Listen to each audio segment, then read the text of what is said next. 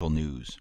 Now, it seems the bankers, the central bankers, they are continually repeating their message about cryptocurrencies. They are so afraid of cryptocurrencies where the people start to realize what it is. Now, if we go back in time, remember the internet where they said, what is this? This is not going to be used for anything. What do you do with it? And at that time, when it was first being developed and people started to come online through AOL, and then eventually through DSL, then cable modems.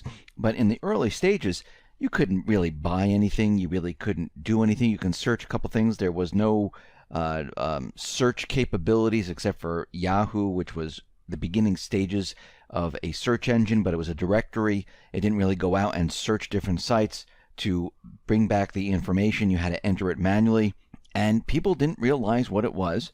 And people kind of looked at it and said, I don't know what this is going to be used for. But today, you could see that people have phones. It's all connected to the internet. You can turn your lights on in your home from someplace else.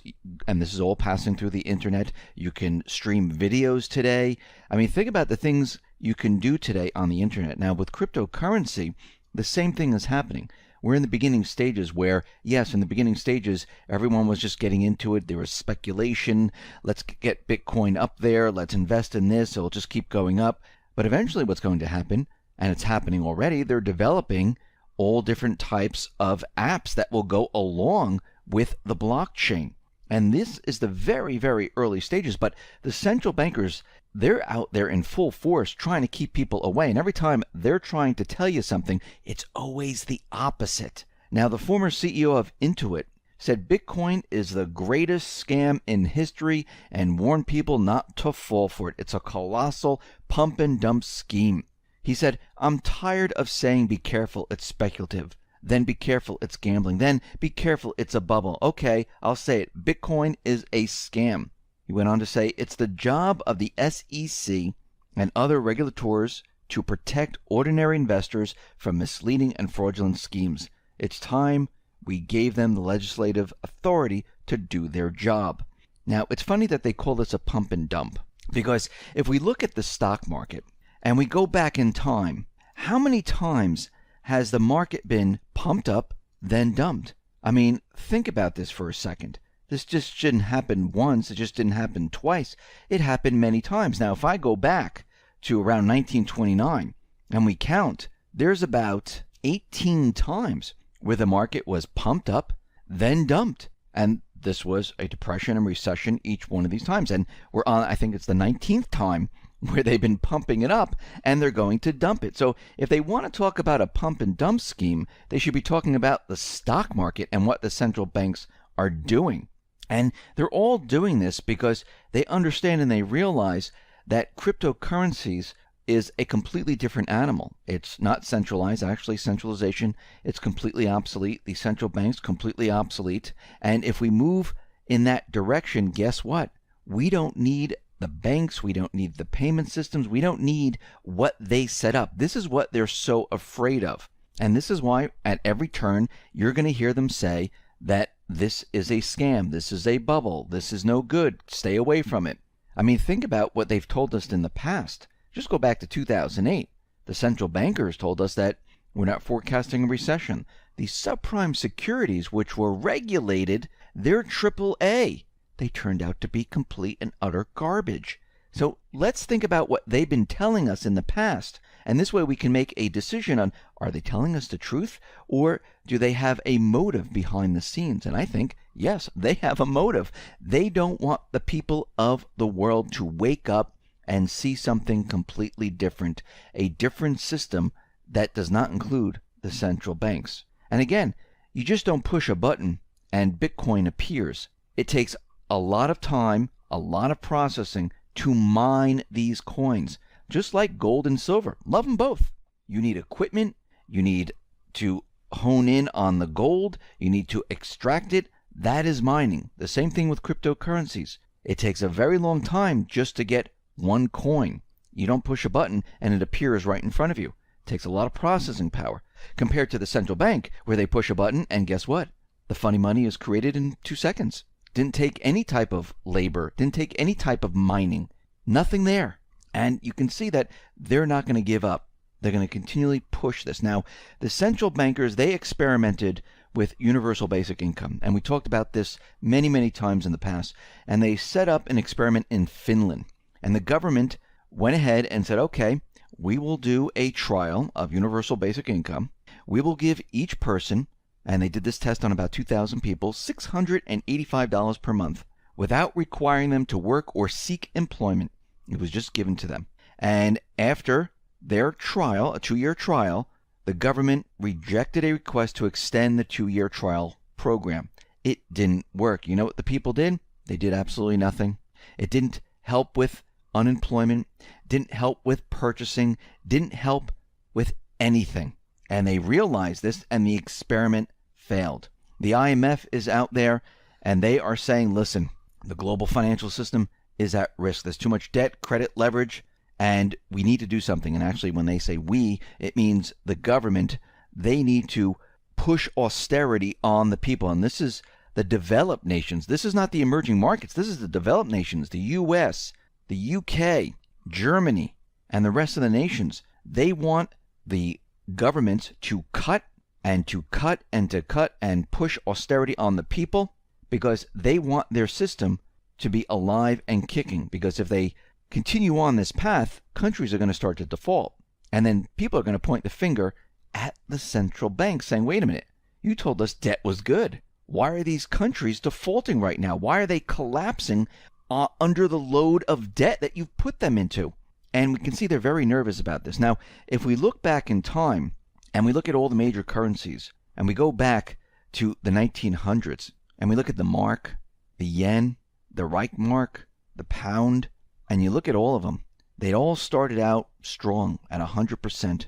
And then all of a sudden, each one of these currencies started to lose value and they all dropped to zero. If you look at the dollar, it has lost 97% of its value. All these other paper currencies lost their value over time. You know what stayed constant over all these years, thousands of years? Gold. Gold has stayed constant over this period of time as all other paper currencies declined in value. The central banking system does not work. If there's no checks and balances, it doesn't work.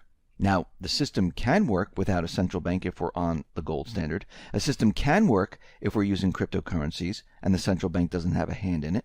All these systems can work. It's the central bank that is the problem.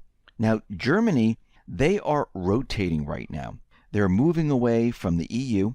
They're moving away from the US. And the majority of Germans, they don't want to have a conflict with Russia. They want closer cooperation. And this is reflected in all recent opinion polls. And the leaders of Germany, they realize this. They understand that the people, they want to have closer relations, closer ties with Russia.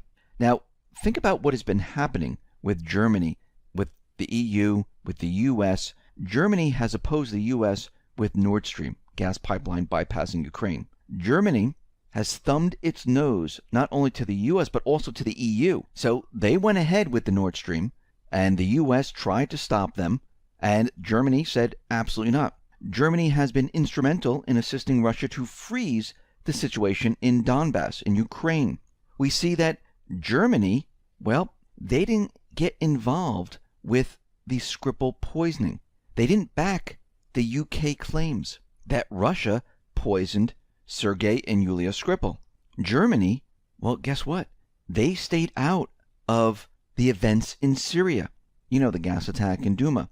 Germany didn't immediately condemn, and when the Unholy Alliance decided on an attack, Germany did not participate. All of these events point to an easing away from the US, UK, EU, and they are moving closer to Russia and China, because Russia and China, they are full of promise. They see economic growth there. They see the Silk Road, and Germany is looking to join the Silk Road. What's happening right now is the countries in Europe, when the US said we need to sanction Russia, most of the countries in Europe said, okay, let's sanction Russia, and it hurt their economy. It didn't benefit them. And now they're seeing it is a mistake. And we can see that a lot of these countries, well, they're not joining in with the US anymore. We can see that with Syria. A lot of them were saying we're not getting involved in this. Germany, Italy, and we can see there's a division right now. And a lot of these countries are going to be looking at Russia and China. This is the transition. This is how it begins. And of course, those in power, the deep state and the rest, they're always trying to pull them back. And the way they do this is with certain events and things to say, see, this is why you can't go to Russia. This is why you can't move to China. This is why you can't look in that direction. But we can see that the establishment, they're losing their grip. And a lot of these countries are going to be moving towards the east. The transition is happening right now, and it's going to accelerate as we move along here. And basically what's going to happen is as we transition, as the system comes down, just like the IMF says, there's just too much debt. They know if nothing is done, the system implodes on itself. They are to blame because most of the countries are going to say, you were managing the system. What happened? You put us into this debt. We're holding a lot of debt. A lot of people aren't working. The economies aren't working as well. Then you're going to find out that a lot of the numbers are manipulated. Then you're going to hear all about the things they've been doing in the background that no one really knew about. It always comes out once everything starts to crash.